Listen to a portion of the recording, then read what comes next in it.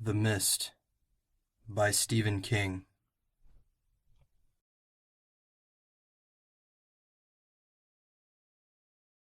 "Ollie," I said, "let's get out of this loony bin."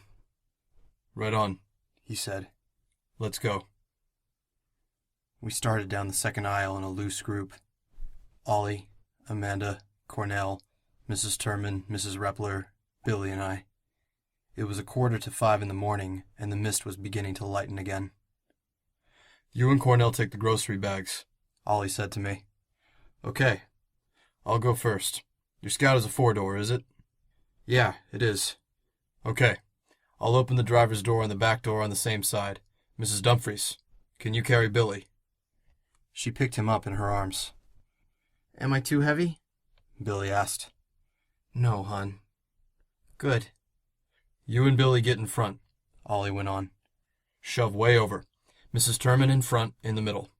David, you behind the wheel. The rest of us will—" "Where did you think you were going?" It was Mrs. Carmody. She stood at the head of the checkout line where Ollie had hidden the bags of groceries. Her pantsuit was a yellow scream in the gloom.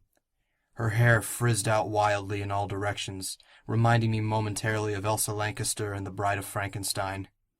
Her eyes blazed. 10 or 15 people stood behind her, blocking the in and outdoors. They had the look of people who had been in car accidents, or who had seen a UFO land, or who had seen a tree pull its roots up and walk.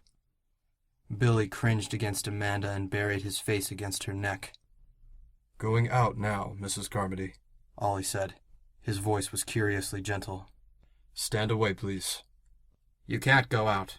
That way is death. Don't you know that by now?" "No one has interfered with you," I said. "All we want is the same privilege." She bent and found the bags of groceries unerringly. She must have known what we were planning all along. She pulled them out from the shelf where Ollie had placed them. One ripped open, spilling cans across the floor. She threw the other, and it smashed open with the sound of breaking glass. Soda ran fizzing every which way and sprayed off the chrome facing of the next checkout lane. "These are the sort of people who brought it on," she shouted. "People who will not bend to the will of the Almighty, sinners in pride, haughty they are, and stiff-necked. It is from their number that the sacrifice must come, from their number the blood of expiation." A rising rumble of agreement spurred her on. She was in a frenzy now. Spittle flew from her lips as she screamed at the people crowding up behind her. "It's the boy we want! Grab him! Take him! It's the boy we want!" They surged forward, Myron LaFleur in the lead, his eyes blankly joyous. Mr. McVeigh was directly behind him, his face blank and stolid. Amanda faltered backward, holding Billy more tightly. His arms were wrapped around her neck. She looked at me, terrified. "David, what do I—" "Get them both!" Mrs. Carmody screamed.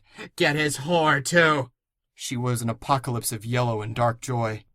Her purse was still over her arm. She began to jump up and down. "Get the boy! Get the whore! Get them both! Get them all! Get—" A single sharp report rang out.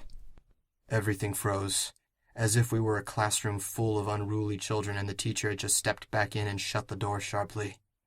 Myron LaFleur and Mr. McVeigh stopped where they were, about 10 paces away. Myron looked back uncertainly at the butcher. He didn't look back or even seem to realize that LaFleur was there. Mr. McVeigh had a look I had seen on too many other faces in the last 2 days. He had gone over.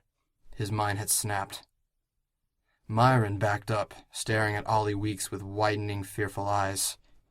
His backing up became a run. He turned to the corner of the aisle, skidded on a can, fell down, scrambled up again, and was gone. Ollie stood in the classic target shooter's position, Amanda's gun clasped in both hands. Mrs. Carmody still stood at the head of the checkout lane. Both of her liver-spotted hands were clasped over her stomach. Blood poured out between her fingers and splashed her yellow slacks. Her mouth opened and closed. Once. Twice. She was trying to talk. At last she made it. "You will all die out there."